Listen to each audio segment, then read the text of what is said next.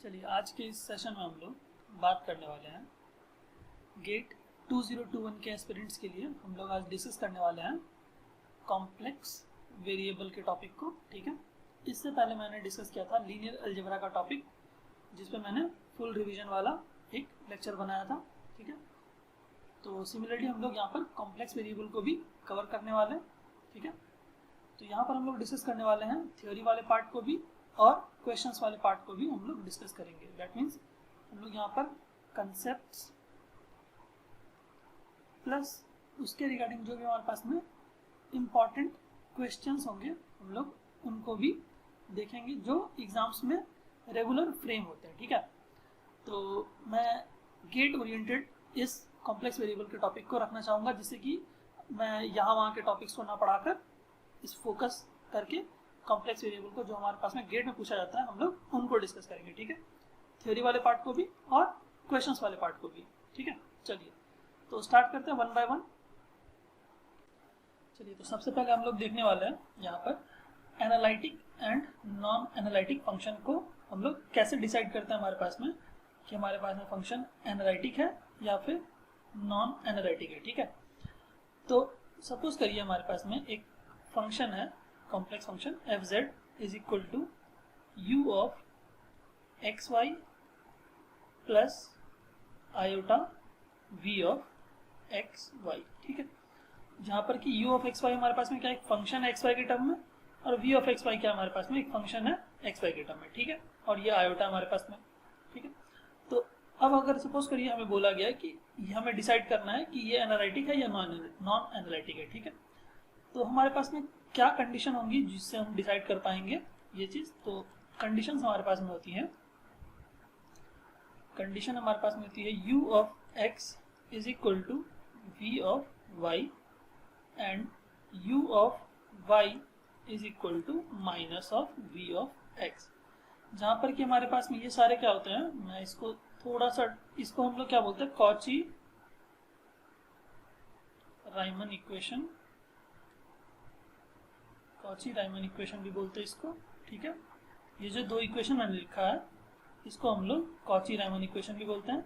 अगर हमारे पास में ये दोनों ही इक्वेशन सेटिस्फाई होंगी तो हम बोलेंगे कि हमारे पास में फंक्शन क्या होगा, एनालिटिक होगा। और अगर हमारे पास में कोई एक भी इसमें से सेटिस्फाई नहीं करेगा अगर इक्वेशन, तो हम बोलेंगे हमारे पास में क्या होगा, फंक्शन नॉन एनालिटिक होगा। ठीक है, तो इसको मैं थोड़ा सा और डिस्क्राइब करके लिख देता हूँ, do U over do X. ठीक है, दैट मीन्स जो u वाला हमारे पास में फंक्शन है उसको हम लोग x के रिस्पेक्ट में पार्शियली डिफरेंशिएट करेंगे, that will be equal to do v over do y। That means v वाला जो हमारे पास में फंक्शन है जो आयोटा के साथ में अटैच्ड होगा उसको हम लोग पार्शियली डिफरेंशिएट करेंगे y के रिस्पेक्ट में। ठीक है, दूसरी कंडीशन क्या होगी हमारे पास में, do u over do y। That means the partial differentiation of u with respect to y, ठीक है, should be equal to minus of do v over do x। ठीक है, अब बात समझ में आ रही है। तो हम लोग इसके रिगार्डिंग एक छोटा सा एग्जांपल कर लेते हैं जिससे कि आपको आइडिया थोड़ा सा क्लियर हो जाए। ठीक है, तो अगर ये दोनों कंडीशन जो मैंने लिखा है, अगर ये दोनों कंडीशन सेटिस्फाई होंगी तो हम बोलेंगे एनालिटिक है। ठीक है, अगर दोनों कंडीशन सेटिस्फाई होंगी तो हमारे पास में हम बोलेंगे कि फंक्शन एनालिटिक है। और अगर हमारे पास में इन दोनों में से कोई एक भी अगर सेटिस्फाई नहीं करता है तो हम बोलेंगे कि हमारे पास में फंक्शन नॉन एनालिटिक है। ठीक है, चलिए अब एक छोटा सा एग्जांपल इसके ऊपर कर लेते हैं जिससे कि इसका आइडिया क्लियर हो जाए। ठीक है, उसके बाद हम लोग देखेंगे कि हमारे पास में अगर फंक्शन z के टर्म में लिखा हो तो हम लोग कैसे डिसाइड करेंगे कि हमारे पास में फंक्शन एनालिटिक है या नॉन एनालिटिक है। ठीक है, ये तो हमारे पास में कार्टेशियन फॉर्म में हो गया। हम लोग फिर उसके बाद देखेंगे कि हमारे पास में अगर फंक्शन z के फॉर्मेट में लिखा हो तो हम लोग कैसे डिसाइड करेंगे कि एनालिटिक फंक्शन है या नॉन एनालिटिक है। ठीक है, चलिए अब हम लोग बात कर लेते हैं एनालिटिक फंक्शन का ही एक और पार्ट है हमारे पास में, complex form of Cauchy Riemann equation. That means हमारे पास में कॉची राइमन इक्वेशन का ही एक कॉम्प्लेक्स फॉर्म है जिससे कि हम लोग डिसाइड कर सकते हैं कि हमारे पास में फंक्शन एनालिटिक है या नहीं है। ठीक है, सपोज करिए एग्जांपल के तौर पे एक छोटा सा एग्जांपल, कि अगर हमारे पास में कोई फंक्शन एफ जेड दे रखा है जेड कॉन्जुगेट, ठीक है, एक्स वाई के टर्म में हमें नहीं दे रखा है, ठीक है, तो हम क्या करेंगे, complex form of C R equation, Cauchy Riemann equation का यूज करके बता सकते हैं कि हमारे पास में ये फंक्शन जो है वो एनालिटिक होगा या नहीं होगा, ठीक है। कैसे बताएंगे, कंडीशन हमारे पास में कौन सा यूज करेंगे, अब हम लोग कंडीशन यूज करते हैं यहाँ पर हमारे पास में do F over do Z bar equal to, अगर जीरो होगा, दैट मीन्स मैं फिर से बोल रहा हूँ, do F over do Z bar which is equal to zero अगर हमारे पास में होगा तो हम बोलेंगे एनालिटिक है फंक्शन, और अगर जीरो के इक्वल नहीं होगा तो हम बोलेंगे नॉन एनालिटिक है फंक्शन, ठीक है। दैट मीन्स अगर मैं बात करूं इस छोटे से एग्जांपल की, तो यहाँ पर हमारे पास में फंक्शन दिया है z bar, that means z का कॉन्जुगेट, ठीक है। तो यहाँ पर अगर हम लोग do F over do z bar निकालते हैं तो हमारे पास में क्या आएगा, 1 आ जाएगा, ठीक है, जो कि 0 के इक्वल नहीं है। दैट मीन्स हमारे पास में ये जो फंक्शन है z कॉन्जुगेट वो नॉन एनालिटिक है, ठीक है।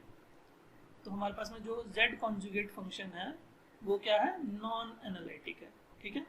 तो कंडीशन हमारे पास में क्या याद रखनी है कि do F over do Z bar अगर 0 के इक्वल होगा तो हम बोलेंगे कि हमारे पास में फंक्शन जो है गिवन वो एनालिटिक है, और अगर 0 के इक्वल नहीं होगा तो हम बोलेंगे नॉन एनालिटिक है, ठीक है।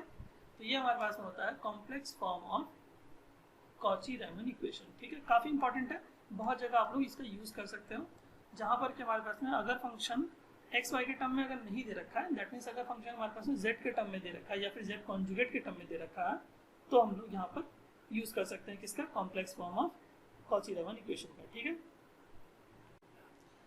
जो भी एस्पिरेंट्स हमारे पास में गेट 2021 के लिए प्रिपेयर कर रहे हैं या फिर प्रिपेयर कर चुके हैं और उनकी रिवीजन वाली पार्ट अगर कंटिन्यूड है, तो आप लोग क्या कर सकते हैं, फ्री में टेस्ट सीरीज देकर अपनी प्रिपरेशन को टेस्ट कर सकते हैं, जो कि 31 अक्टूबर को 11 AM में कंडक्ट कराई जा रही है अनअकैडमी की तरफ से, ठीक है, जिसका pattern similar to GATE exam होने वाला है, 65 questions to be solved in 3 hours, ठीक है। और अगर आप लोग की रैंक 1 to 5 आती है तो आपको वाउचर मिलेगा 7000 का अमेजन वाउचर, और अगर आपकी रैंक 6 to 10 आती है तो आपको वाउचर मिलेगा 4500 का, और अगर आपकी रैंक 11 to 15 आती है तो आपको वाउचर मिलेगा 2500 का, ठीक है। और ये जो एग्ज़ाम हमारे पास में होने वाला है ये गेट पैटर्न के अकॉर्डिंग होने वाला है, जहाँ पर कि हमारे पास में MSQ क्वेश्चंस, MCQ और हमारे पास में नेट क्वेश्चंस आपको सिमिलर मैनर में दिख जाएंगे, जैसा कि हमारे पास में गेट के एग्ज़ाम में दिखता है, ठीक है। और ये कौन प्रोवाइड करा रहा है, अनअकैडमी, ठीक है। और अगर आप लोग इसको एनरोल करना चाहते हैं तो इसकी जो लिंक होगी हमारे पास में वो मैं अपने डिस्क्रिप्शन बॉक्स में आपको प्रोवाइड करा दूंगा, ठीक है। तो जो कोई भी हमारे पास में हमारे सब्सक्राइबर्स हैं, अगर उन्हें फ्री में टेस्ट सीरीज देना है तो वो लोग क्या कर सकते हैं, डिस्क्रिप्शन बॉक्स में जाकर मैं इस लिंक को अपने डिस्क्रिप्शन बॉक्स में, ठीक है, दे दूंगा, जिससे कि आप लोग वहाँ जाकर ज्वाइन कर सकते हो, इस टेस्ट सीरीज को दे सकते हो, और यहाँ पर आपको लाइव टेस्ट सीरीज देने का मौका मिलेगा, जिससे कि आप लोग एक्साइटिंग रिवॉर्ड्स भी विन कर सकते हो, जैसा कि मैंने यहाँ पर ऑलरेडी डिस्कस किया है, ठीक है। तो अगर आप लोगों को टेस्ट सीरीज देना है फ्री में तो आप लोग डिस्क्रिप्शन बॉक्स में जाकर ज्वाइन कर सकते हो, एनरोल कर सकते हो, ठीक है। चलिए अब हम लोग बात करने वाले हैं कि हमारे पास में सिंगुलर पॉइंट्स जो हमारे पास में होते हैं हम लोग उनको कैसे इवेल्युएट करते हैं, ठीक है।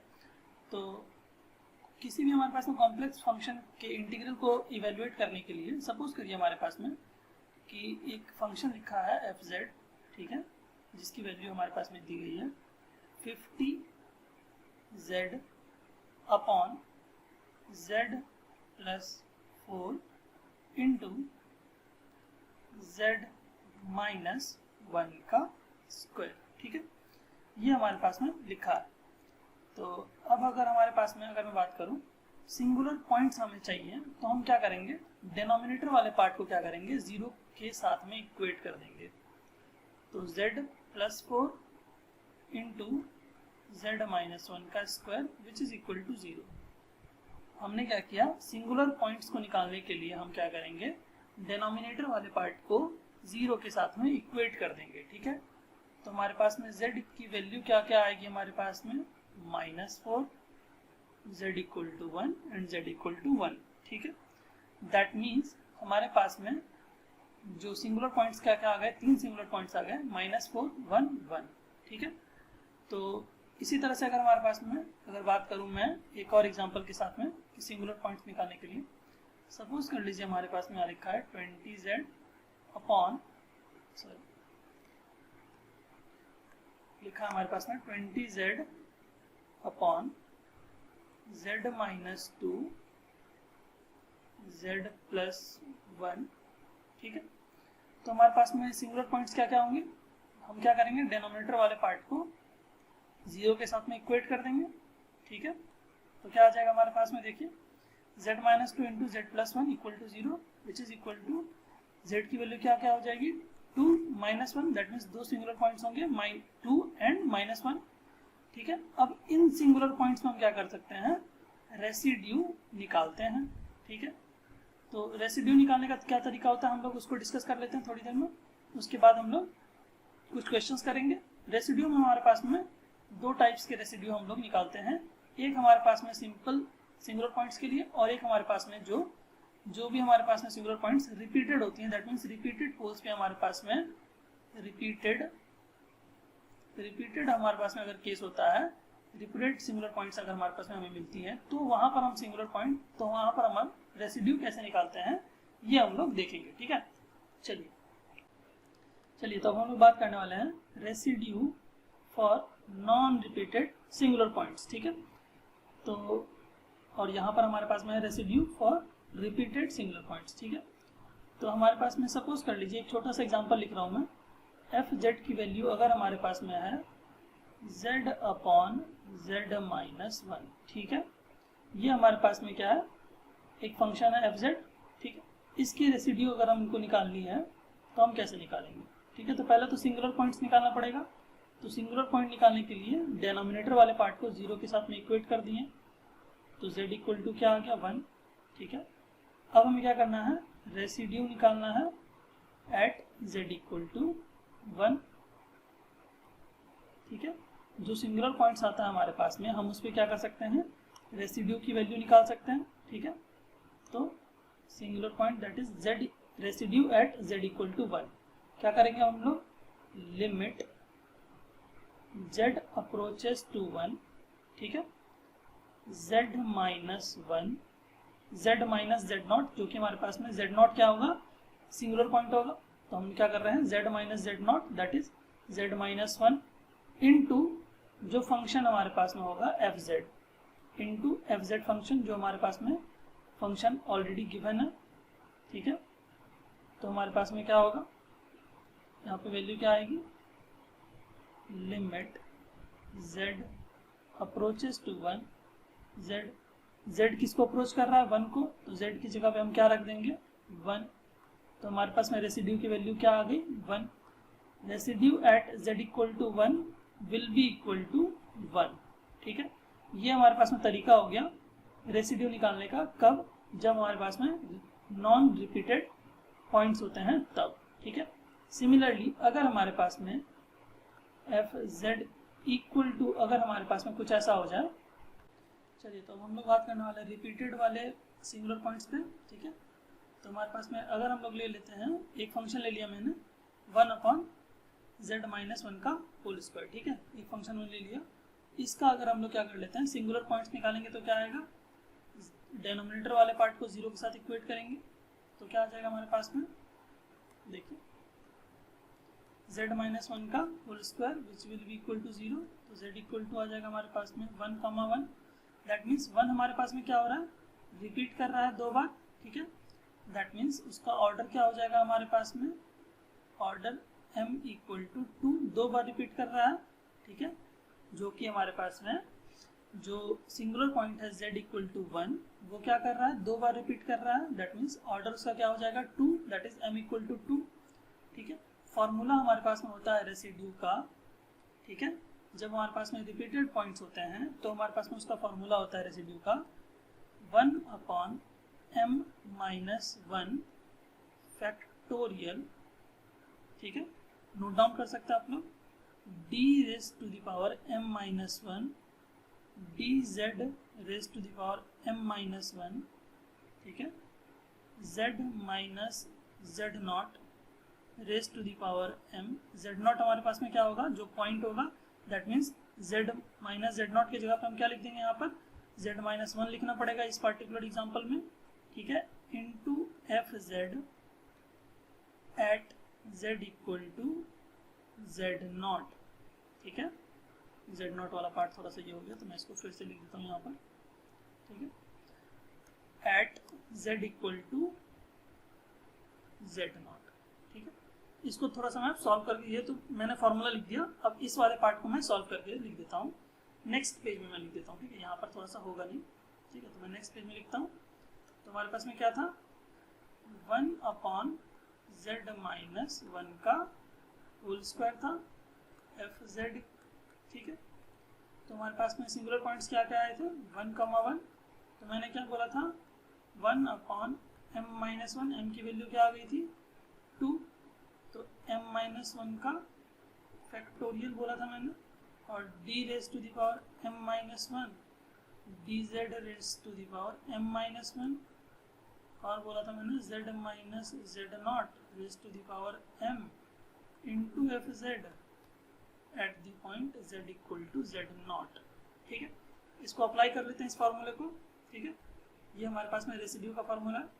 तो रेसिड्यू हम किस पॉइंट पे निकाल रहे हैं, एट z इक्वल टू 1 पे, ठीक है, m की वैल्यू क्या है 2, तो 2 माइनस 1 1, तो 1 फैक्टोरियल, ठीक है, 2 माइनस 1 तो 1 आ गया हमारे पास में, ठीक है, 2 माइनस 1 तो 1 हो गया, z माइनस जेड नॉट, तो z माइनस जेड नॉट की जगह पे क्या होगा हमारे पास में, जिस पॉइंट पे हम निकाल रहे हैं रेसिड्यू, जो कि हमारे पास में है 1, ठीक है, m की वैल्यू है 2, एफ जेड के जगह पे हम क्या करेंगे, एफ जेड की वैल्यू जो हमारे पास में है 1/z माइनस 1 का होल स्क्वायर बिठा दिया हमने, at z equal to 1, Z not की जगह पे क्या होगा हमारे पास में z इक्वल टू 1, ठीक है, ये हमारे पास में आ गया। तो हम क्या करने वाले हैं, डिफ्रेंशिएट करेंगे d/dz ऑफ, ये तो हमारे पास में कैंसिल हो गया, ठीक है, d/dz ऑफ 1 करना पड़ेगा एट z इक्वल टू 1। तो अगर हम किसी भी कांस्टेंट टर्म का डिफरेंशिएशन करते हैं, वैसे भी हमारे पास में z का टर्म तो है ही नहीं, तो ये हमारे पास में उसका डिफरेंशिएशन क्या दे देगा, हमें 0 दे देगा। तो यहाँ पर हमारे पास में रेसिड्यू की वैल्यू क्या आ जाएगी, 0 आ जाएगी, ठीक है, कोई दिक्कत नहीं। तो यहाँ पर मैंने देखा कि एग्जाम्पल में हमने बताया कि अगर हमारे पास में residue for non repeated points हमारे पास में कैसे निकलते हैं, और हमारे पास में रेसिड्यू फॉर रिपीटेड पॉइंट्स हम लोग कैसे निकालते हैं, दोनों में आपको फर्क पता होना चाहिए, जिससे कि आपको क्वेश्चंस करने में आसानी होगी, ठीक है। अभी तो हम लोग क्वेश्चंस करने वाले हैं, 5-6 क्वेश्चन हम लोग यहाँ पर इसी वाले टॉपिक से लेंगे, ठीक है, जिससे कि थोड़ा आइडिया क्लियर हो जाए।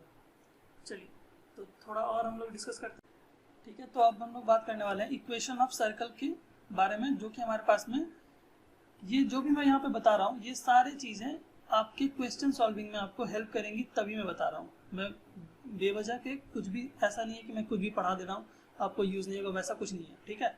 जो भी मैं यहाँ बता रहा हूँ वो सारे आपको क्वेश्चन सॉल्विंग में आपको हेल्प करेंगे, ठीक है। जो कि हमारे पास में गेट का क्वेश्चन जो भी होता है, वहाँ पर आपको कॉन्टूर दिए गए रहते हैं, ठीक है, कॉन्टूर दिया रहता है, जैसे कि हमारे पास में कॉन्टूर सर्कल ही मैक्सिमम टाइम में दिया रहता है, ठीक है। तो सर्कल हमारे पास में इस फॉर्मेट में लिखा रह सकता है या फिर इस फॉर्मेट में लिखा रह सकता है, ठीक है। तो आपको पहचानना जरूरी है कि हमारे पास में सर्कल दोनों में से किस फॉर्मेट में है, और उसका सेंटर क्या है और रेडियस क्या है। तो सर्कल हमारे पास में जब भी होता है कॉम्प्लेक्स फॉर्मेट में, तो वो कुछ ऐसा होता है, z माइनस जेड नॉट का mod which is equal to r, that means Z not हमारे पास में क्या होता है, सेंटर होता है सर्कल का, और r हमारे पास में होता है रेडियस। यही होती है हमारे पास में बात, ठीक है। तो इसको आप लोग नोट डाउन कर लीजिए, z minus Z not is equal to, अगर r है that means modulus of z minus Z not is equal to r है, तो हमारे पास जेड नॉट क्या होगा, सेंटर होगा, और r क्या होगा हमारे पास में, रेडियस होगा। तो अब हम लोग यहाँ पे बात करने वाला है, जो मैंने यहाँ पे 2 सर्कल्स लिखा है उसको हम लोग यहाँ पे डिस्कशन कर लेते हैं, ठीक है। तो जो मैंने पहला सर्कल लिखा है z mod z equal to 2, उस सर्कल का हमारे पास में सेंटर क्या होगा, ठीक है। देखिए पहले आपको, इसमें इसको इरेज कर दे रहा हूँ। तो हमारे पास में ये जो पहला वाला सर्कल है, इस सर्कल को हम लोग लिख सकते हैं z माइनस 0 का mod which is equal to 2, that means centre हमारे पास में हो जाएगा 0,0 एंड रेडियस हमारे पास में हो जाएगा 2। तो हमारे पास में सर्कल कैसा बनेगा, 0,0 पर हमारे पास में सेंटर होगा और रेडियस हमारे पास में 2 यूनिट का होगा, ठीक है, -1 और यहाँ पर होगा -2, ठीक है। सिमिलरली हमारे पास में अगर मैं इसकी बात करूँ तो इसको हम लोग ऐसे लिख सकते हैं 2 - 2, कुछ ऐसे लिख सकते हैं, ठीक है। तो सेंटर हमारे पास में क्या हो जाएगा, यहाँ पर सेंटर हमारे पास में हो जाएगा 2, -2 और रेडियस हमारे पास में हो जाएगा 1 यूनिट, ठीक है। तो हमारे पास में सेंटर कुछ यहाँ पर होगा, ठीक है, और हमारे पास में 1 यूनिट का रेडियस हो जाएगा, तो 2, -2 और 1 यूनिट का हमारे पास में यहाँ पर रेडियस होगा, ठीक है। चलिए यहाँ पर तो मैंने रफ डायग्राम बनाया, ठीक है। तो एग्जाम में हमारे पास में क्या पूछा जाता है, इवेल्युएशन ऑफ एन इंटीग्रल, ठीक है। तो हमारे पास में एक फंक्शन दिया रहता है fz, ठीक है, यहाँ पर जो कि हमारे पास में न्यूमरेटर अपॉन डिनोमिनेटर के फॉर्मेट में दिया रहता है मैक्सिमम टाइम, ठीक है। तो एक फंक्शन दिया रहेगा fz और इंटीग्रल लगा दिया जाएगा, इंटीग्रल fz dz, और एक कॉन्टूर दिया गया रहेगा जो कि हमारे पास में मॉड z इक्वल टू 2 के जैसा, या फिर ऐसा रहेगा mod z minus 1 is equal to 3, या फिर ऐसा रह सकता है mod z minus 1 plus iota is equal to 1। तो इस तरह के कॉन्टूर आपको दिख सकते हैं, that means circle he contour रहता है मैक्सिमम टाइम्स, ठीक है। और हमारे पास में क्या दिया रहेगा, fz dz, तो फंक्शन की वैल्यू दे रखे, fz की वैल्यू मिल जाएगी हमें, क्वेश्चन में ऑलरेडी गिवन रहेगा कुछ इस तरह से, z upon z minus 1 into z minus 2, इस तरह से करके फंक्शन की वैल्यू हमें दे दिया रहेगा। हमसे पूछेगा इंटीग्रल की वैल्यू क्या होगी ओवरऑल, ठीक है। तो इंटीग्रल की वैल्यू क्या होती है हमारे पास में, अगर हमारे पास में कॉम्प्लेक्स फंक्शन अगर दिया रहता है तो हम लिखते हैं 2 pi I, that is 2 pi iota into residue of the function fz, ठीक है। दैट मीन्स जितने भी पॉइंट्स हमारे पास में यहाँ पर क्या होंगे, पहले सबसे पहले तो हम क्या करेंगे, सिंगुलर पॉइंट्स निकालेंगे, जो भी हमारे पास में फंक्शन दिया रहेगा fz, उनके क्या करेंगे हम सिंगुलर पॉइंट्स निकालेंगे, दैट इज z की वैल्यू हमारे पास में 1 पे 2 पे, ठीक है। जहाँ जो मैंने यहाँ पर एग्जांपल लिखा है एक छोटा सा, तो सिंगुलर पॉइंट्स हमारे पास में यहाँ पर क्या है 1 और 2 है, तो हम क्या करेंगे दोनों पे रेसिड्यू निकालेंगे, ठीक है, और रेसिड्यू निकाल के हम यहाँ पर डाल देंगे। अगर हमारे पास 2 रेसिड्यू होगा, that means residue at 1 and residue at 2, तो हम दोनों को यहाँ पर सम कर देंगे, ठीक है। दोनों रेसिड्यूज का residue at 1 and residue at 2 दोनों को यहाँ पर लिख के सम कर देंगे, इंटू 2 पाई आई से मल्टीप्लाई कर देंगे, ठीक है। तो हमारे पास में integral fz dz over the contour c हमें मिल जाएगा, ठीक है। तो एक और इम्पॉर्टेंट यहाँ पर बात मैं यहाँ पर बोल दे रहा हूँ कि हमारे पास में हम उन्हीं पॉइंट्स पे रेसिड्यू निकालते हैं जो पॉइंट्स हमारे पास में कॉन्टूर के अंदर होते हैं। जैसे कि सपोज करिए अगर हमारे पास में कोई एक कॉन्टूर है हमारे पास में मॉड z इक्वल टू 1, और अगर हमारे पास में ये जो z इक्वल टू 2 पॉइंट है, that means z equal to 2 point हमारे पास में क्या होगा, अगर मॉड z इक्वल टू 1 है तो हमारे पास में ये होगा 0, ये होगा 1 और ये -1, ठीक है। तो मॉड z इक्वल टू जो 2 पॉइंट होगा वो इस सर्कल के बाहर लाई करेगा, तो हम उस पॉइंट पर residue at z equal to 2 हमारे पास में क्या हो जाएगा, उस केस में 0 हो जाएगा। दैट मीन्स हम उन पॉइंट्स पे रेसिड्यू नहीं निकालेंगे जो पॉइंट्स हमारे पास में कॉन्टूर के बाहर होंगे, उन पॉइंट्स पे हम रेसिड्यू 0 कंसिडर करते हैं, ठीक है। तो रेसिड्यू हम कहाँ पर निकालते हैं, जो पॉइंट्स कॉन्टूर के अंदर होते हैं, that is the points which are inside the contour we only evaluate residue at that point. ठीक है, आई होप क्लियर हुआ होगा। चलिए कुछ क्वेश्चंस यहाँ पर ले लेते हैं जिससे कि आपको एकदम क्रिस्टल क्लियर हो जाए। ठीक है, चलिए तो हम लोग पहले क्वेश्चन से डिस्कस करते हैं। ठीक है, तो यहाँ पे जो भी मैंने क्वेश्चंस लिए हैं वो सारे क्वेश्चंस मेड इजी या फिर एस एकेडमी के टेस्ट सीरीज से मैंने लिया है। ठीक है, तो सारे क्वेश्चंस अच्छे हैं, आप लोग इसको नोट डाउन करके रख सकते हैं। ठीक है, अगर आप लोग चाहे तो खुद से एक बार अटेम्प्ट भी ले सकते हैं इस क्वेश्चन पे। ठीक है, चलिए देखते हैं इस क्वेश्चन को। तो फंक्शन हमारे पास में दे रखा है एफ जेड की वैल्यू दे रखी है हमारे पास में 2z plus 7 upon z minus 1 into z plus 2। ठीक है, तो हमारे पास में इंटीग्रल की वैल्यू हमें बोली गई है निकालने के लिए। तो इंटीग्रल की value F Z D Z की वैल्यू क्या होती है हमारे पास में 2 pi I into residue of the function F Z. तो एफ जेड हमारे पास में ये वाला फंक्शन है। ठीक है, तो हमें क्या करना पड़ेगा, सबसे पहले सिंगुलर पॉइंट्स निकालने पड़ेंगे। तो सिंगुलर पॉइंट्स हमारे पास में क्या क्या होंगे, तो हम क्या कर लेते हैं, डेनोमिनेटर वाले पार्ट को 0 के साथ में इक्वेट कर देते हैं। That means z minus 1 into z plus 2 equal to 0। तो z इक्वल टू क्या आ जाएगा हमारे पास में 1 एंड माइनस 2। तो दो पॉइंट्स हम आ गए हमारे पास में, z equal to 1 and z equal to minus 2। ठीक है, तो दो सिंगुलर पॉइंट आ गए हमारे पास में, z equal to 1 and z equal to minus 2। यहाँ पर जो हमारे साथ कॉन्टूर दिया गया है वो दिया गया है मॉड z इक्वल टू 3। तो मॉड z इक्वल टू 3 को अगर हम प्लॉट करें तो इसका सेंटर हमारे पास में क्या होगा 0,0 और इसका रेडियस होगा हमारे पास में 3 यूनिट का। ठीक है, तो ये लीजिए मैंने बना दिया 1 2 3 माइनस 1 माइनस 2 माइनस 3। ठीक है, तो हमारे पास में जो पॉइंट 1 होगा वो इस सर्कल के अंदर होगा। ठीक है, point z equal to 1 and point z equal to minus 2 वो भी इस सर्कल कॉन्टूर के अंदर होगा। दैट मीन्स हम रेसिड्यू दोनों ही पॉइंट्स पे निकाल सकते हैं, residue at 1 and residue at z equal to minus 2। दोनों ही पॉइंट्स पे हम क्या कर सकते हैं, रेसिड्यू निकाल सकते हैं। ठीक है, तो हमें क्या करना पड़ेगा, दोनों ही पॉइंट्स पे रेसिड्यू निकाल के उनका सम करना पड़ेगा और यहाँ पर बिठा देना पड़ेगा रेसिड्यू एफ जेड की जगह पर। ठीक है, तो बारी बारी से हम रेसिड्यू निकाल लेते हैं। तो रेसिड्यू एट 1 निकाल लेते हैं सबसे पहले। चलिए, तो मैंने थोड़ा सा इरेज कर लिया। तो क्या करना है, हमें residue at z equal to 1 निकालना है। ठीक है, तो हम क्या कर लेते हैं, सबसे पहले लिमिट, तो यहाँ पे हमारे पास रिपीटेड वाला कोई केस नहीं है तो हम सिंपल तरीके से निकाल लेते हैं। z approaches to 1 z minus 1 into F z के जगह पे लिख देते हैं जो हमारे पास में एफ जेड है 2z plus 7 divided by z minus 1 into z plus 2, यही होगा। तो z माइनस 1 कैंसिल हो जाएगा। Limit z approaches to 1 2z plus 7 बचेगा और नीचे में बचेगा z प्लस 2। z किसको अप्रोच कर रहा है, 1 को। दैट मीन्स z के जगह पे हम 1 रख सकते हैं। तो 2 इंटू 1 प्लस 7 प्लस z के जगह पे हम 1 रखे हैं तो 2 प्लस 1 3।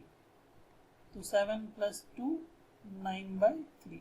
तो रेसिड्यू की वैल्यू हमारे पास में क्या आ गई, तो residue at z equal to 1 हमारे पास में क्या आ गया 9/3। ठीक है, दूसरा रेसिड्यू निकाल लेते हैं हम। Residue at z equal to minus 2 पे निकालना पड़ेगा। तो हम क्या कर लेते हैं, limit z approaches to minus 2। तो z माइनस ऑफ माइनस 2 क्या हो जाएगा हमारे पास में, z प्लस 2 हो जाएगा। इंटू एफ जेड हम लिखेंगे तो 2z plus 7 divided by z minus 1 into z plus 2। तो z प्लस 2 कैंसिल हो जाएगा। Limit z approaches to minus 2 2z plus 7 divided by z minus 1। z किसको अप्रोच कर रहा है, माइनस 2 को। तो z के जगह पे हम माइनस 2 रख सकते हैं। तो जैसे ही माइनस 2 रखेंगे तो हमारे पास में क्या आ जाएगा, माइनस 2 और माइनस 1 क्या हो जाएगा, माइनस 3। और यहाँ पर आ जाएगा 7 में से 4 चला जाएगा तो आएगा 3 बट्टे माइनस 3 तो आ जाएगा माइनस 1। तो residue at z equal to -2 क्या हो जाएगा हमारे पास में -1। ठीक है, अब हम क्या कर लेते हैं, जस्ट इसको थोड़ा इरेज कर देते हैं। तो हमने क्या बोला था कि हमारे पास में integral F Z D Z की वैल्यू क्या होती है 2 pi I into residue of the function F Z. यहाँ पर हमारे पास में कितनी रेसिड्यू हैं, 2 रेसिड्यू हैं, तो दोनों को हम क्या कर देंगे, सम अप कर देंगे। रेसिड्यू क्या है हमारे पास में, एक है 9/3 और एक है -1। ठीक है, तो हम लिख देते हैं, तो 9 में से हमारे पास में 3 चला जाएगा तो आएगा 6/3, दैट मीन्स हमारे पास में आ जाएगा 2, सो 2 2 हो जाएगा 4 पाई आई। तो हमारे पास में आंसर क्या होने वाला है 4 पाई आई। ठीक है, जो कि हमारे पास में ऑप्शन बी में दिख रहा है।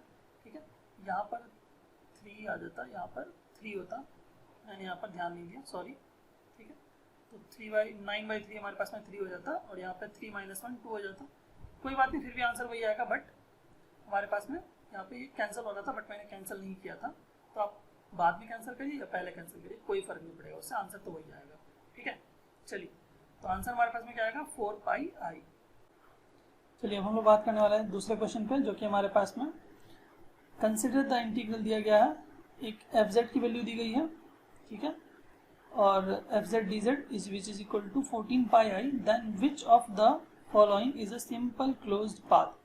तो हमारे पास में कौन सा जो कॉन्टूर सी है वो कौन सा होगा। ठीक है, तो सबसे पहले हम क्या करना पड़ेगा, सिंगुलर पॉइंट्स को देखना पड़ेगा कि सिंगुलर पॉइंट्स हमारे पास में क्या है। उसके बाद उन पॉइंट्स पे रेसिड्यू निकालना पड़ेगा और इंटीग्रल की वैल्यू को चेक करना पड़ेगा कि 14 आई पाई आ रहा है या नहीं आ रहा है। ठीक है, तो जो हमारे पास में रेसिड्यू इनसाइड होंगे उनका यूज करके हमारे पास में ये 14 आई पाई आना चाहिए। ठीक है, तो देख लेते हैं। तो z square plus 2z minus 2 upon z minus 4 into z minus 1। ठीक, ये आ रहा है हमारे पास में integral F Z D Z. ठीक है, तो सबसे पहले हम क्या कर लेते हैं, सिंगुलर पॉइंट्स निकालते हैं। तो डिनोमिनेटर को 0 कर देते हैं, तो हमारे पास में आ गया z equal to 4 and z equal to 1। ठीक है, अब हम क्या करने वाले हैं, residue at z equal to 4 निकाल लेते हैं। तो क्या आएगा हमारे पास में, सिंपल हमारे पास में रूट है, तो हम क्या करेंगे, z approaches to 4, z minus 4 into F z करना पड़ेगा। तो z square plus 2z minus 2 upon z minus 4 into z minus 1। तो ये वाला कैंसिल हो जाएगा और z की जगह हम क्या कर देंगे, 4 रख देंगे। तो क्या आ जाएगा, 4 चौके 16, 4 दूनी 8 माइनस 2 और 4 में से 1 जाएगा तो बचेगा 3। तो 16 और 8 हो जाएगा 24, 24 में से 2 जाएगा तो बचेगा हमारे पास में 22/3। तो एक रेसिड्यू आ गया हमारे पास में 22/3। ठीक है, तो ये आ गया हमारे पास में एक residue at z equal to 4। ठीक है, अगर हमारे पास में ये देखिए, अगर ये वाला दैट मीन्स अगर जो पॉइंट z इक्वल टू 4 है, अगर वो ही सिर्फ अंदर है और जो पॉइंट 1 z इक्वल टू 1 है अगर वो बाहर होगा, तो हमारे पास में ये जो रेसिड्यू है सिर्फ इसी की मदद से हमारे पास में 14 आई पाई प्रोड्यूस हो जाना चाहिए था। बट अगर आप 2 पाई आई इंटू रेसिड्यू करेंगे यहाँ पर, तो देखिए क्या आता है, 2 pi I into residue, that means 22/3। तो अगर आप ये करेंगे तो क्या आपको 14 पाई आई मिलेगा, नहीं मिलेगा। दैट मीन्स सिर्फ 4 अंदर नहीं है, 1 भी हमारे पास में क्या होने वाला है, इस सर्कल के अंदर होने वाला है। ठीक है, करके देख लेते हैं एक बार। चलिए, दोनों ही पॉइंट पे रेसिड्यू निकाल लेते हैं। अब उसके बाद दोनों रेसिड्यूज का सम करके उसके बाद हम देखते हैं कि हमारे पास में एग्जैक्ट आ रहा है या नहीं आ रहा है। Residue at z equal to 1, तो limit z approaches to 1, z minus 1 into z square plus 2z minus 2 upon z minus 4 into z minus 1। तो z माइनस 1 कैंसिल, z के जगह पे 1 रख देंगे तो क्या आ जाएगा हमारे पास में 1 प्लस 2 माइनस 2 अपॉन 1 माइनस 4, तो आ जाएगा हमारे पास में -3, तो आ जाएगा 1 माइनस 1 अपॉन 3। ठीक है, तो मैंने क्या बोला था कि integral F Z D Z की वैल्यू क्या होती है हमारे पास में 2 pi I into residue of the function F Z. तो हम लोग यहाँ पर कौन से रेसिड्यू लिखते हैं? जो रेसिड्यू हमारे पास में जिन सिंगुलर पॉइंट्स पर हमारे पास में कॉन्टूर का जो पॉइंट है वो इनसाइड होता है, तो उन्हीं पॉइंट्स की रेसिड्यू को हम लोग इंक्लूड करते हैं। ठीक है, that means the singular points which are inside the contour, वही हम लोग यहाँ पर यूज करते हैं रेसिड्यू के पार्ट में। ठीक है, तो जो हमारे पास में यहाँ पर अभी ये आया है, रेसिड्यू आया है, उसको हम लोग यहाँ पे पुट करके देख लेते हैं। तो 2 पाई आई इंटू रेसिड्यू क्या आया हमारे पास में 22/3 माइनस 1/3, ये क्या आ जाएगा हमारे पास में 21/3 इंटू 2 पाई आई, ये आ जाएगा 7 दूनी 14 पाई आई। दैट मीन्स जो रेसिड्यू हमने निकाला है ये z इक्वल टू किस पे निकाला था? ये था z इक्वल टू 4 पे, और ये वाली रेसिड्यू किस पे निकाली थी मैंने? z इक्वल टू 1 पे। दैट मीन्स जो z इक्वल टू 4 और z इक्वल टू 1 है, दोनों ही उस कॉन्टूर के अंदर है, तभी तो वो प्रोड्यूस कर पा रहा है 14 पाई आई, जो कि हमारे पास में ऑलरेडी क्वेश्चन में गिवन था। तो जो हमारे पास में residue at z equal to 4 है और residue at z equal to 1 है, दोनों का यूज करके ही हम 14 पाई आई प्रोड्यूस कर पा रहे हैं। दैट मीन्स जो पॉइंट्स हैं z equal to 4 and z equal to 1, दोनों ही उस कॉन्टूर के अंदर होंगे। ठीक है, बात समझ में आ रही है? तो हमारे पास में जो ऑप्शन होगा वो ऑप्शन डी आंसर हो जाएगा। ठीक है, चलिए बात करते हैं हमारे नेक्स्ट क्वेश्चन पे। ये काफी अच्छा क्वेश्चन है। If f Z is equal to 3x² minus 3y² plus iota 6xy is an analytic function, then f dash of z will be what?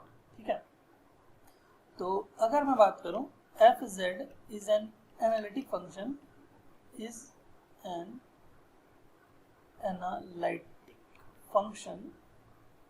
then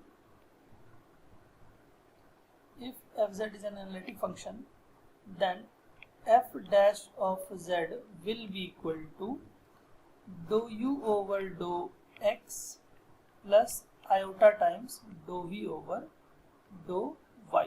ठीक है, सॉरी यहाँ पर भी x होगा, सॉरी ये वाला पार्ट भी x होगा हमारे पास में। ठीक है, इसको आप लोग नोट डाउन कर लीजिएगा कि if f z is an analytic function, then f dash of z will be dou u over dou x plus iota times dou v over dou x। ठीक है, तो हमारे पास में यहाँ पर u क्या दे रखा है? u की जगह पे दे रखा है 3x² माइनस 3y²।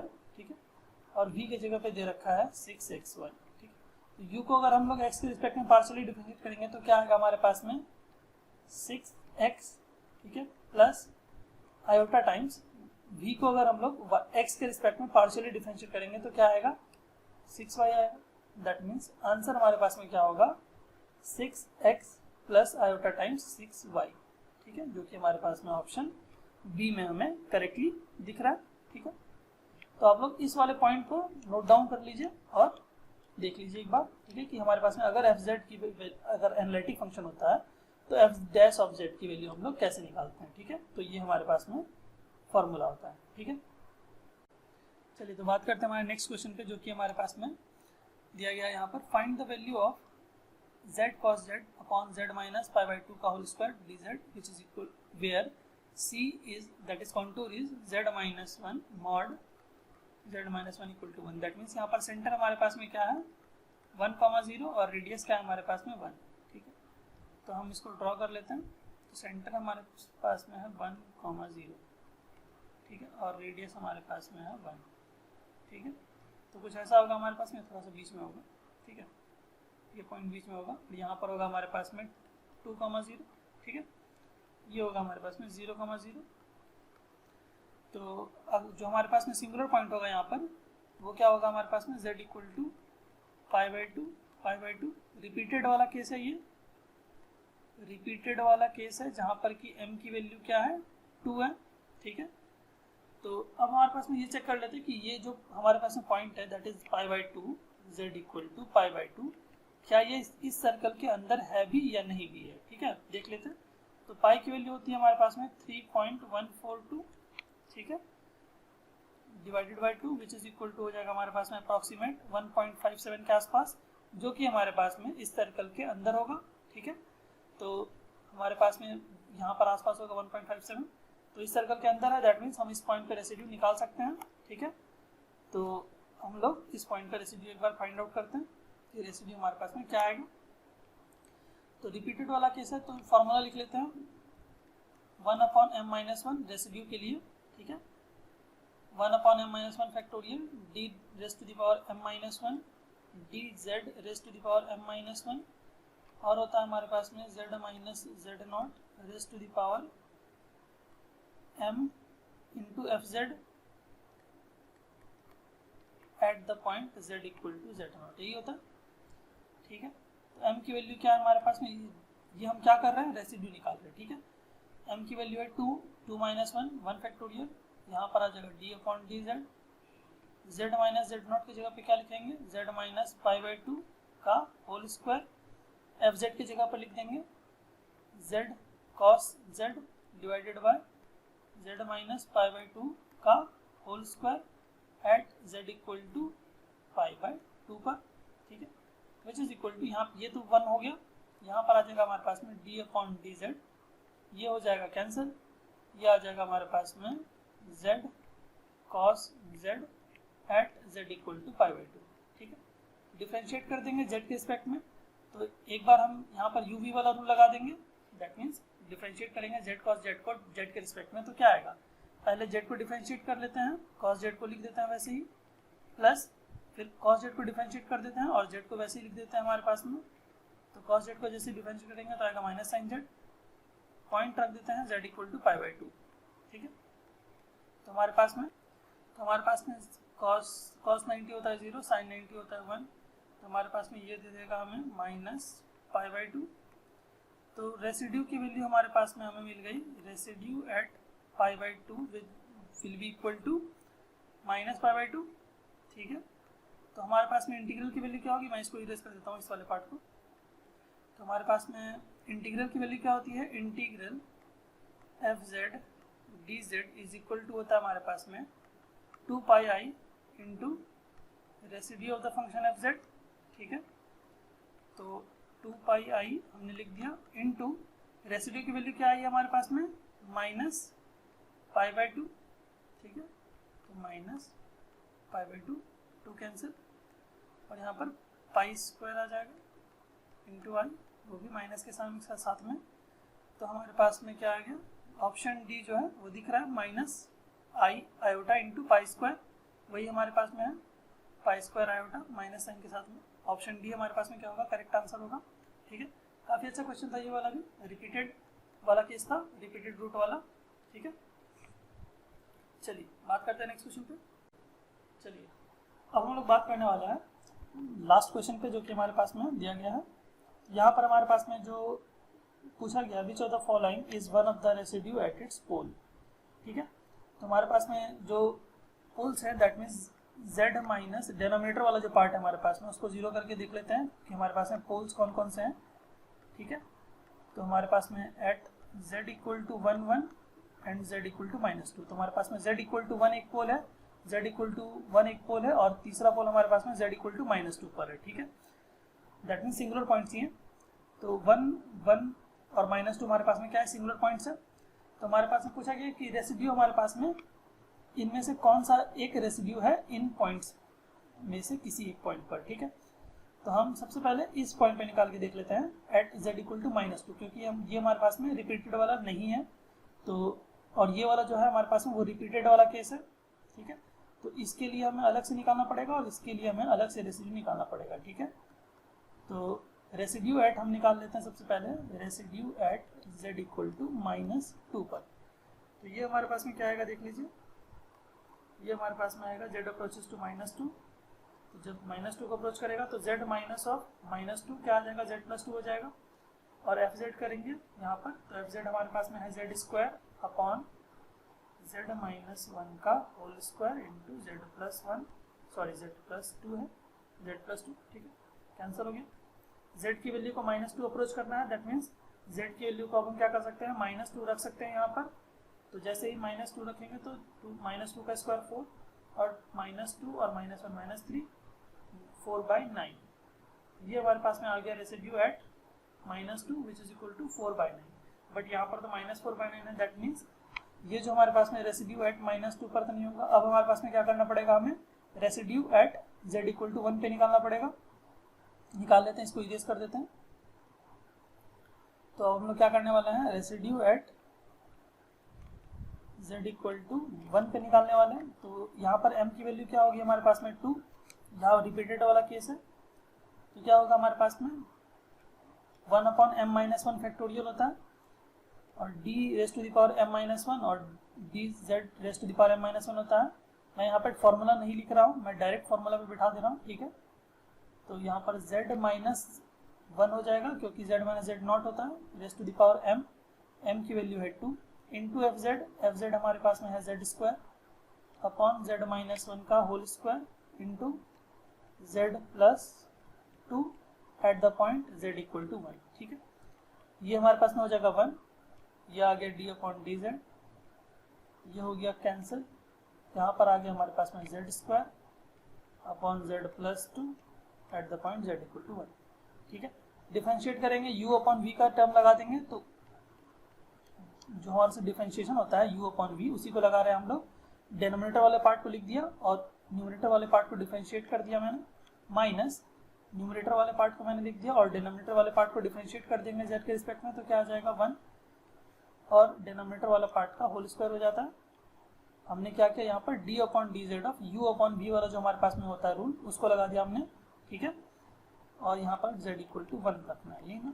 तो z की वैल्यू को 1 रख देते हैं, तो 2 + 1 3 और यहाँ हो जाएगा 2, यहाँ हो जाएगा 1, z की वैल्यू को 1 रखना, तो 3 का स्क्वायर 9। तो क्या आ गया हमारे पास में, z की वैल्यू को 1 रख दिया हमने इस इक्वेशन में, 3 दूनी 6, 6 मैंने से किया तो 5 डिवाइडेड बाय 9।